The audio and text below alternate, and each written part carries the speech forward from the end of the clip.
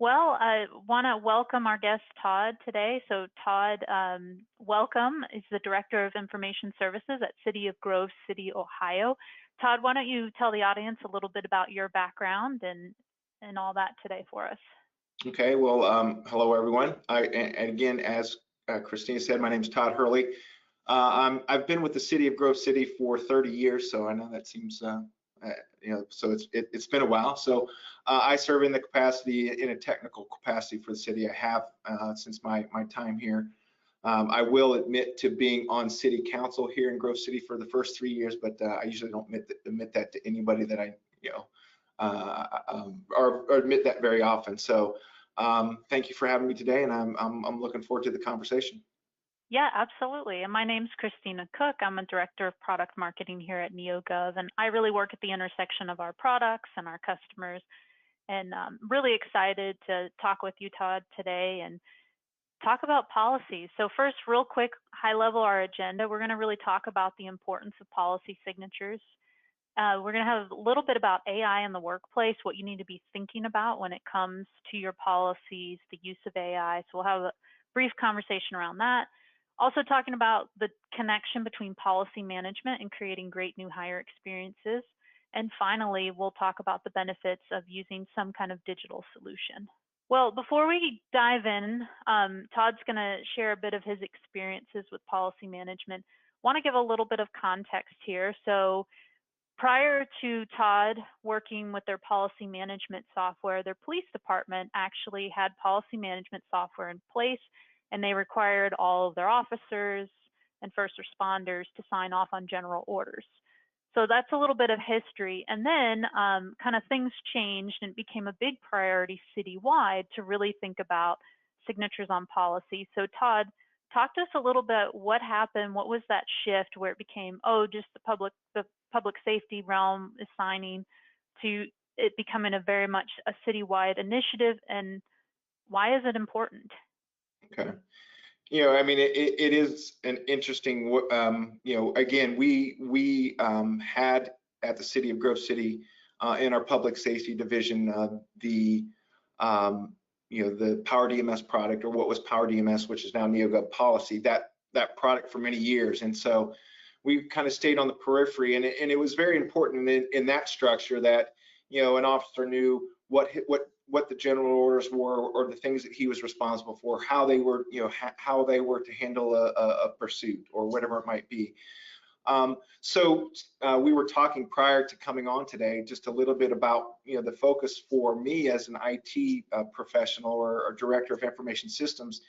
Cybersecurity has been more of a focus, and so we started to develop our program. And one of the things that we really realized was, one, we lacked, we did a lot of things very well, but we lacked formal policy for some of the things that, do you have a policy on this or a policy on that? And the answer was no, we do this, we do that, but we don't have that formalized. And so we started to realize around that area that we were really missing a lot of that citywide. And so I jokingly say this, I kind of did a hostile takeover of that system. We took it from using it just in the police division to using it citywide, and the importance of understanding, or having people understand what the expectations are up front as an employee of the City of Grove City. So as a part of our onboarding process, being able to say, okay, here's the policy for our appropriate use of assets. Here's our ID policy.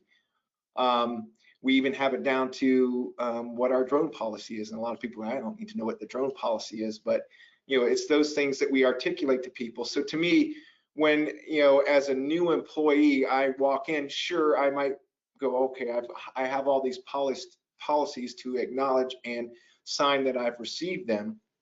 But I think in my conversations with new employees, they like to see that information up front. So to me, the first point there about being professional, we are really trying to be a professional organization and a local government that handles and does things correctly. The other part to that is the compliance part, to say, we get audited from annually, and it comes from various different places, whether it be the FBI, it comes from the state auditors, financial perspective. They want to see that our employees are aware and are complying to policy that we've set. And it's important that that not only do we have policies in place, but the employees are adhering to those policies and they're aware of those policies. And then the last part to that, the communication, as we do annual review of policy or a policy, we look at something and something has changed that requires an update to that policy, we can communicate to our employees, hey, here's an update, you get it. The nice thing about NeoGov policy, it will remind you on a daily basis, hey, you have a policy to review. And so it's the system per se kind of following up with each of our employees or associates to say, hey, there's a policy here. And then one of my favorite parts about the product is, here's the previous policy, here's the new policy. I can do a compare to see, hey, what's changed in those policies. So I've really heard that feedback from our associates in that they're like, okay, it's a 20-page policy. I read it initially or whatever it is, but okay, we've only changed from 15 days to 20 days, and that comparison shows me that, oh, here's the change, and they like that to be more efficient with their time, and then instead of having to try to read the policy and determine what had changed. So those are the things that we really realized as a city as a whole, having those policies in place, having compliance with those policies, and communicating when changes come to those policies has really created an environment where the expectation from an employee from the day that they walk in the door through the day that they leave, that they're responsible to adhere to those policies. Yeah, absolutely. And as an employee, I can relate. Maybe you just changed the wording on something just slightly, and you're digging through what's the difference here. So being able to see that side by side is super helpful. So let's talk a little bit about AI, because the majority of our audience today has not addressed AI in their policy management. Talk to us a little bit. I know you've been talking to peers in the IT world, and what are y'all considering? What are you thinking about? What are the things our audience should be considering and thinking about when they're developing policy around this topic? Well, I guess I would start first by saying that if anybody stands up and says they've got it all figured out, then they probably aren't really in tune with the issue as a whole. So relatively new to us, and I think there's still a big gap in understanding what the advantages of use of AI, and then some of the things to consider, some of the risks to consider. AI, and I'll use an example that's maybe a little bit more technical, but excuse me, we use a service that we use to manage and detect and response to any kind of cybersecurity type threats.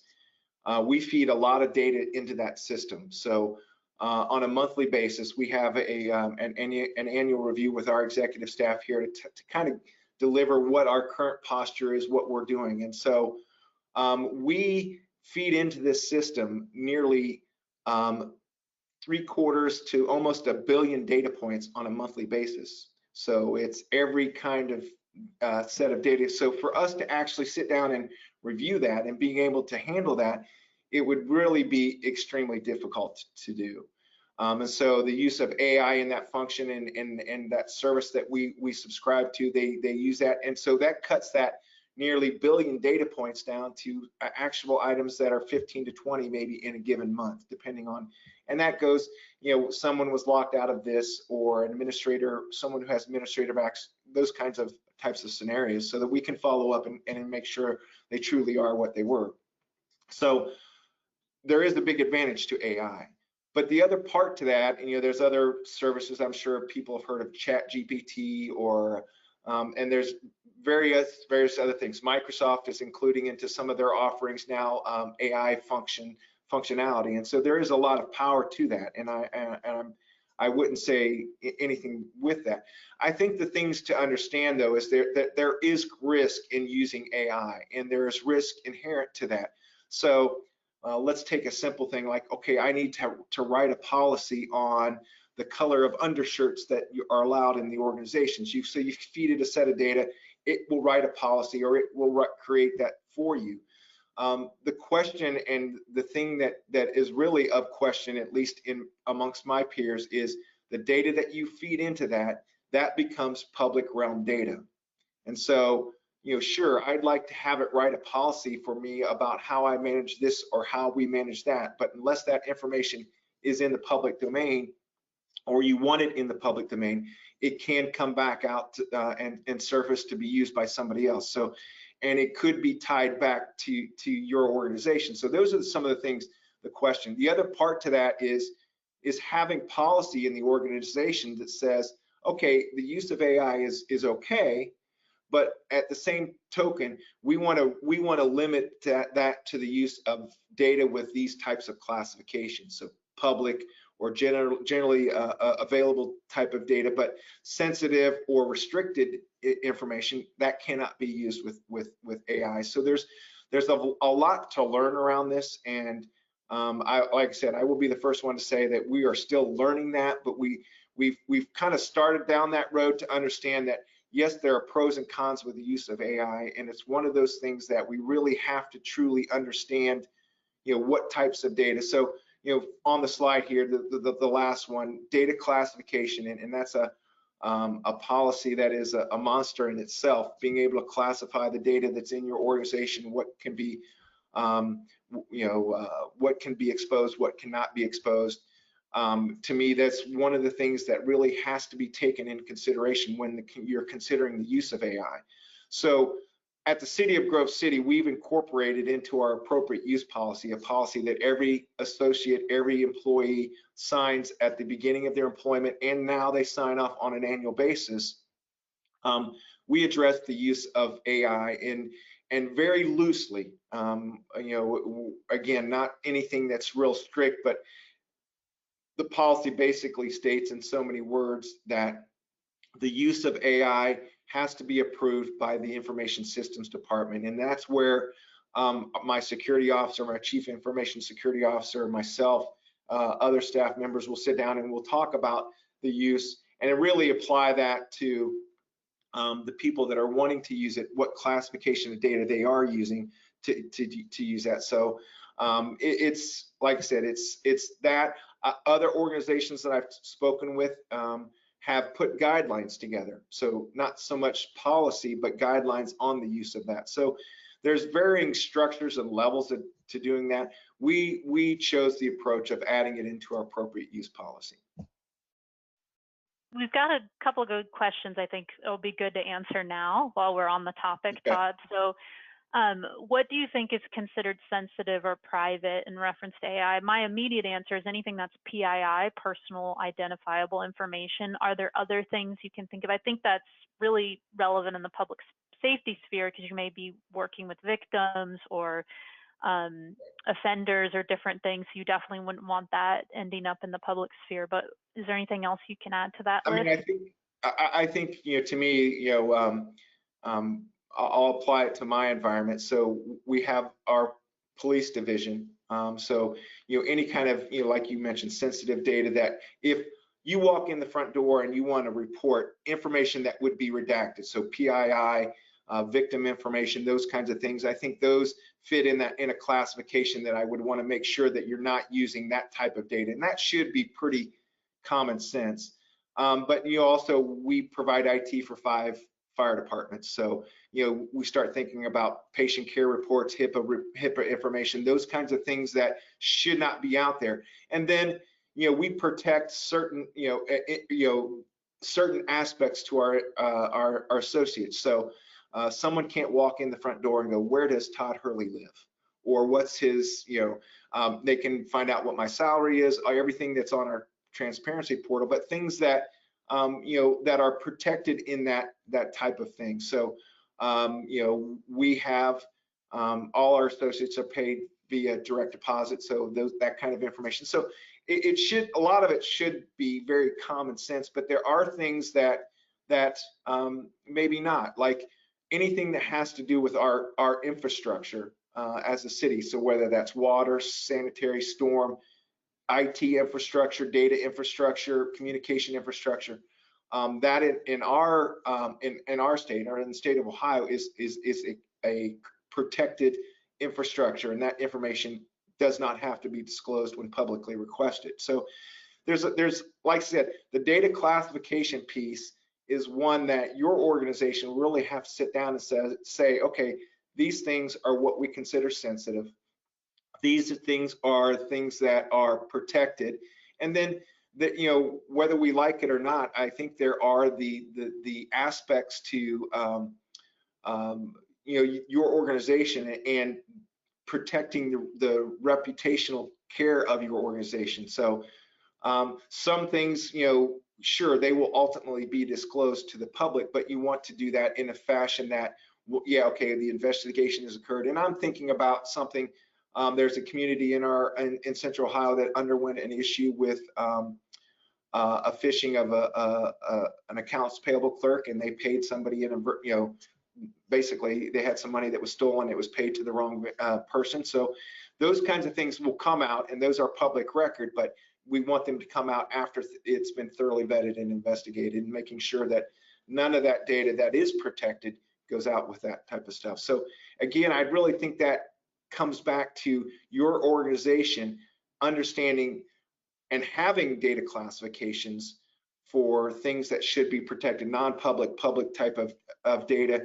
And you know, that's another thing that anybody that carries cybersecurity insurance, you know, it was certain multi-factor authentication stuff was a requirement for renewing your cybersecurity insurance. Now the next thing is they're asking about, do you have data classification policies? So, you know, again, trying to protect PII and private data. Yeah, and to your point, you know, we're seeing more and more cyber attacks on different cities and counties. So definitely not feeding any data that kind of goes into your security systems and all of that, that could put you at risk of a cyber attack or anything like that. Great points there. And there was a question about using a single policy versus having multiple policies. It sounds like what you have an appropriate use policy. Within that, you have an approval process for the use of AI, and it's based on data classifications and security best practices versus having every single potential AI tool addressed in the policy.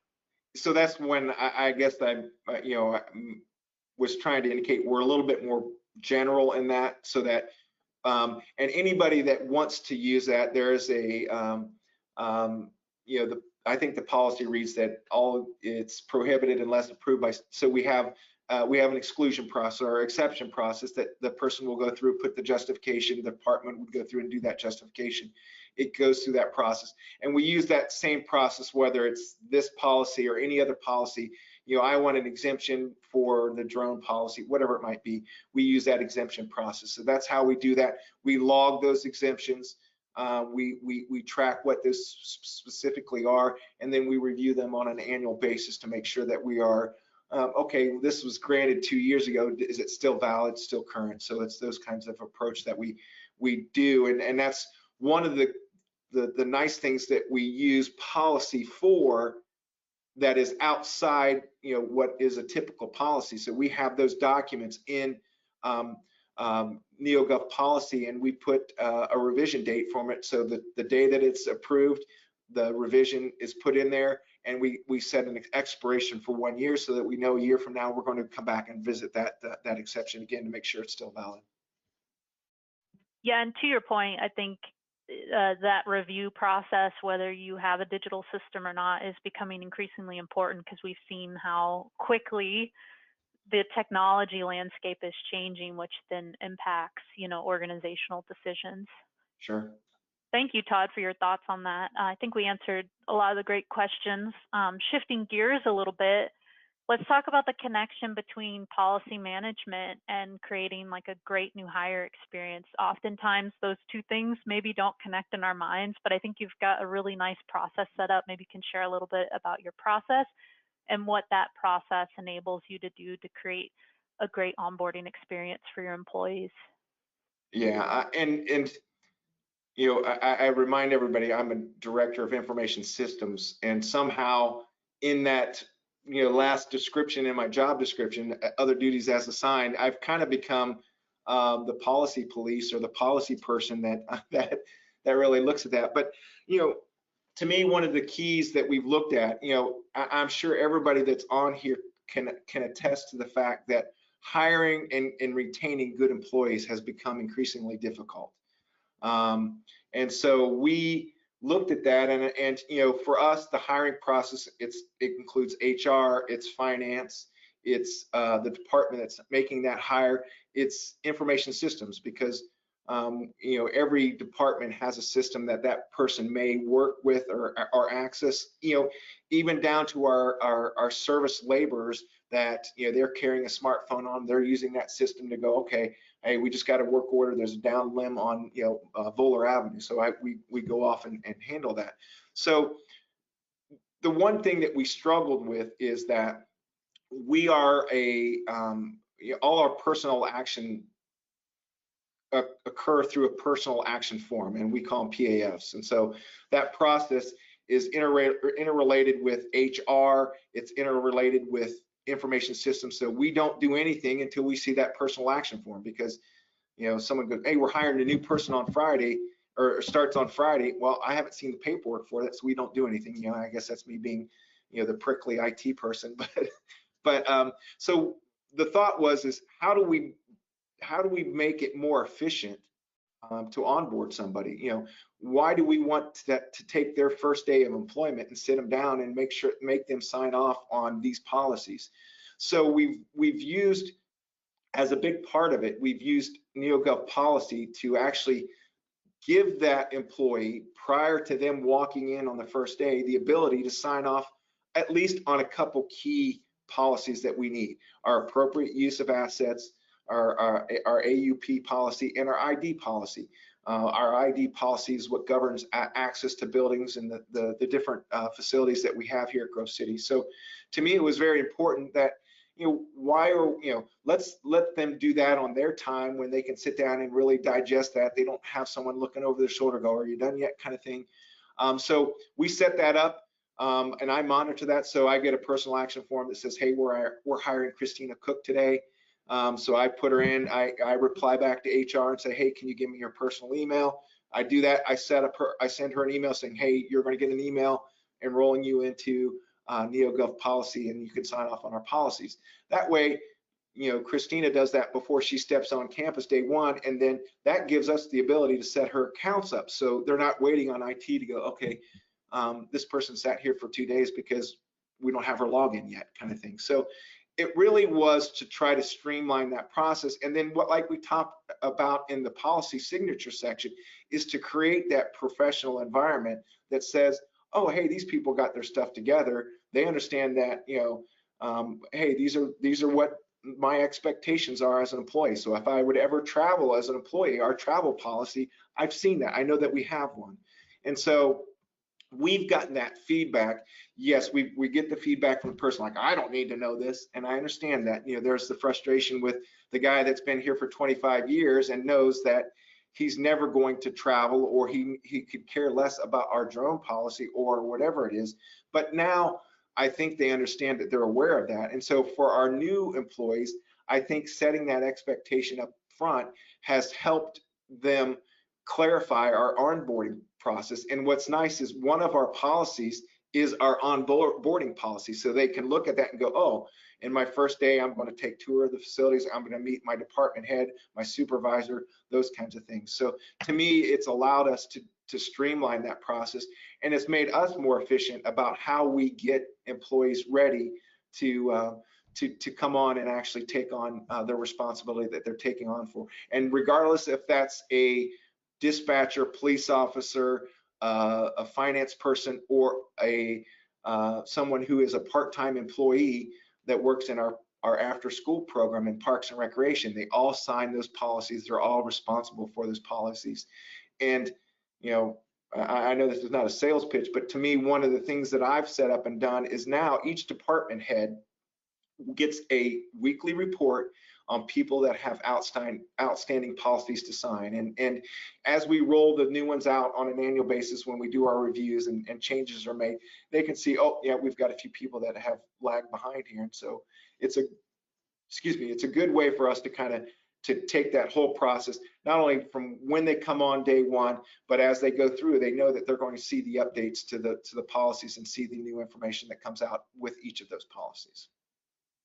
Absolutely. And there's nothing worse than starting a new job and sitting around waiting to get logged into your email or your badge. I can see how that makes a big difference. You know, they can really hit the ground running day one. We've talked to people that have come and gone, and that was a significant or a reoccurring theme. And what we had is that they felt like we weren't organized bringing them on. And so that was something that we heard loud and clear. And now we definitely don't get that feedback. And we may get a little bit of, information overload feedback, but it's there. And, I always tell somebody, you're not signing that you completely understand it. You're signing that you understand that there is a policy for this, so that you know that, okay, I can pull it up on the app on my phone and go, okay, we do have a policy for, when I travel outside of our municipal area, those kinds of things. So it's really made people more aware of what we have and what the city has and what the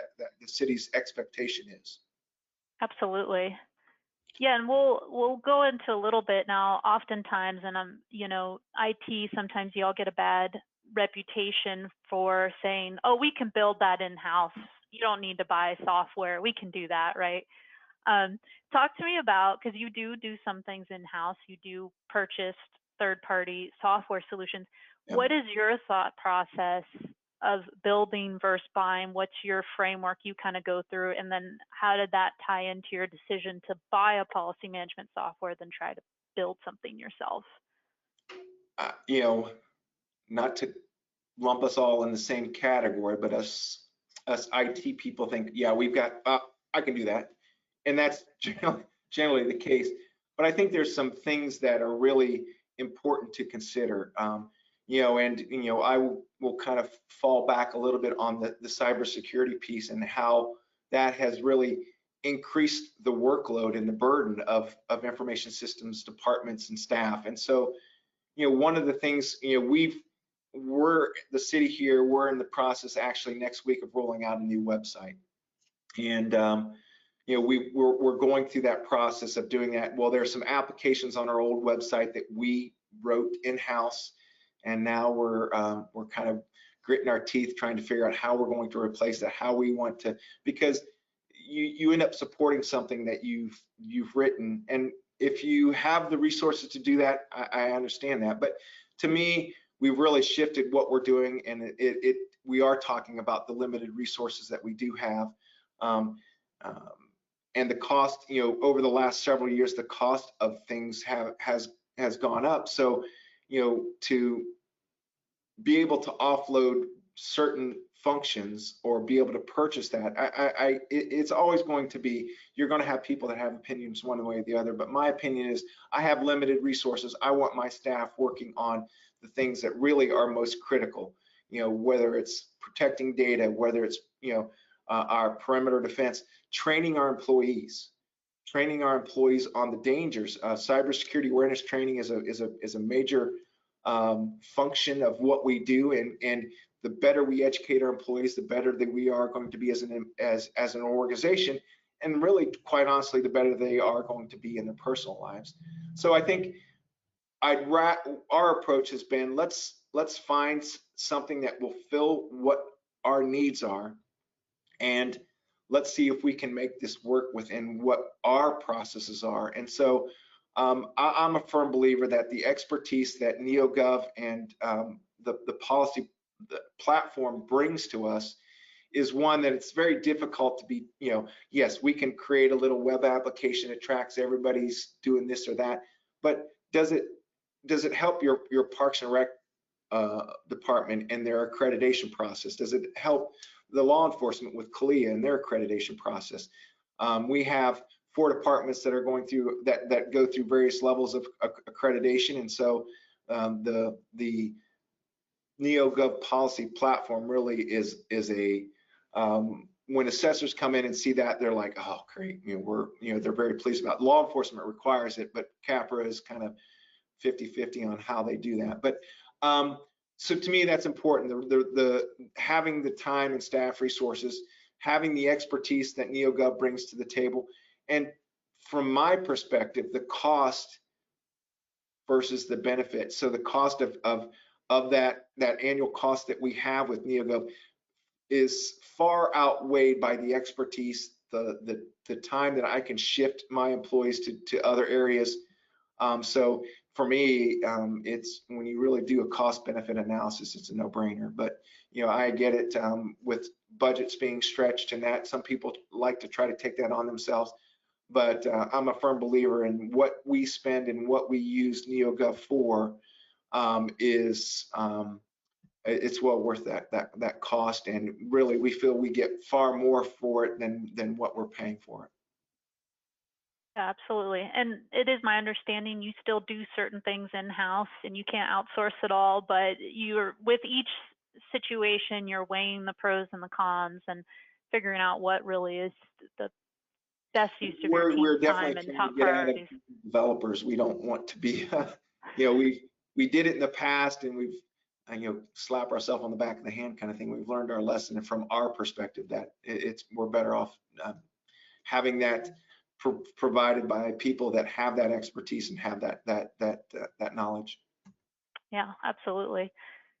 Well, let's talk a little bit about, you've talked a bit about it before. We'll just kind of recap kind of the benefits you've seen. Again, some of you may know it as Power DMS or Power Policy or NeoGov Policy. Let's talk a little bit about the change in accessibility. I actually have a picture of your folder structure up here. Maybe we can share a little bit about how you're managing this at a citywide level and all of that. Would love to hear the benefits it's brought from that perspective. The bullet points here are really pretty spot on. One, we wanted critical information in one spot, and we wanted the ability for everyone that is throughout the departments in the city of Grove City to have access. So that top folder, the number one there, citywide, is where our policies are, our city administrative orders. That's our policies in the city of Grove City. Our org charts, all the things that are constantly evolving and updating are in there, so that if someone goes, where's the most current org chart? I can go to the citywide folder, I see organizational chart, here's the one day, oh, it was dated from 3 weeks ago, I know this is the most current one. So that's, when I first put all this out there, the numbering system that I put together, people kind of chuckled about. And so, yes, it was a little bit of my OCD coming out, but how we did this is, under citywide is our administrative orders, and then there's a section that is finance is section 1. So the first policy in there, so it would be 1.1.1.1. So they're numbered accordingly. So again, I've been made fun quite a bit about that. But when I'm looking for a policy that might be 4. whatever, I'm like, oh, I can look in that. I know that 4 is going to be community and business relations here based on this folder structure. So not only do the policies that we have in place and the procedures and the documents we have in there, they're numbered that way. They're numbered that way so people can know exactly where to get to those if it's explained to them what that numbering system means. And so it's a good thing. The last thing I would say too is as we become more technology dependent as an organization, I don't think anybody can say that organizations are becoming less dependent on technology. The ability to access that in a mobile environment. So the mobile app for Power DMS is tremendous. We have probably half our people that have city devices that have that app on there. That's how they're signing off on their policies. That's how they're referencing their policies if they would ever need to do so. So I've gotten feedback that it's extremely easy from the mobile app, and I would agree. I have it on my phone. When someone goes, "What's our policy?" I can just pull out my phone and go, "Oh, here it is. It's this." And I have the ability to send it to them directly from my phone and go, "Here, I just emailed you that policy," so whatever it might be. So again, the accessibility is something, and like I said, I've been made fun quite a bit about my structure, but now I think people appreciate what that structure is. and why did it.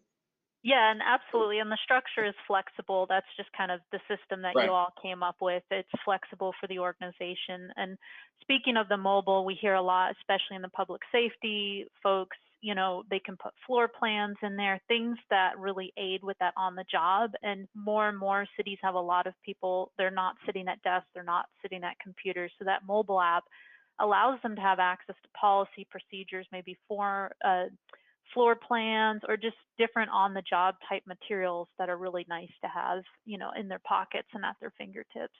Yeah. And And that's across the board. I'm sorry. You know, we yeah, have go ahead. data from our website update that really about 3/4 of the people access that data from some sort of mobile device. So having it mobile enabled is key. Absolutely. And I'll just speak really briefly on this. Your police department's CLIA accredited, Parks and Rec pursues CAPRA accreditation. We also, policy works with the standards product accreditation. So if, you know, or your agencies are able to link their policies to the accreditation standards, and that's a capability. And if your fire is not CPSC, but those are available through the system. So just wanted to mention that. And talk to me about accountability. I know you actually have a story where this was really came into place because you had that signature. You were able to kind of enforce when there was some personnel challenges. Yeah, and you know, not that that's something that you know I would take that no person is excited about those situations where you have to kind of call someone in and say, hey, here's our policy on this. But you know, the fact that we have the accountability and you know we can say, you know, you've received this policy, you understand this policy. So in our case, a probationary associate was spending a little bit too much time on social media, and we've had that conversation a couple times. So you know, when we put the material together, you know, to kind of separate from that employee, we had all our policy sign off, we had the stuff that we had in place, and so it made things a little bit easier about you know how we do that. And so the fact that people are aware of what policies are, whether it's our EEO policy, our workplace policy, they understand what those things are. Yeah, absolutely. And kind of finally, I love you've told me quite a few stories how having policies and kind of the central repository and a digital systems really helped with efficiency and kind of allowed y'all to level up in a lot of different areas. Here we've got one of your procedures that you've loaded into the system. Tell us a little bit about how this has kind of morphed once you got through more just the basics of the policy management and acknowledgement, where you've taken it next and all of that. And that's really, you know, we saw the value of the platform and having information in there and having, you know, review of whether it's policy, standards, procedures. And this is one of our procedures. You know, it's the first page of an Active Directory account management procedure. You know, we've really taken the approach that, and it's really came around building our security program that, yeah, it's one thing to say that you do this, but it's another thing to say, well, how do you do this? And, you know, how do we hand this off to someone that's never done it before? And so that's been one of my approaches to this is to actually document our procedures and policies so that people can understand step by step. So if you look at the bottom of this one, it says adding an Active Directory user. So you launch the Active Directory. So it's step by step so someone can walk through that process and understand that process as we do it. So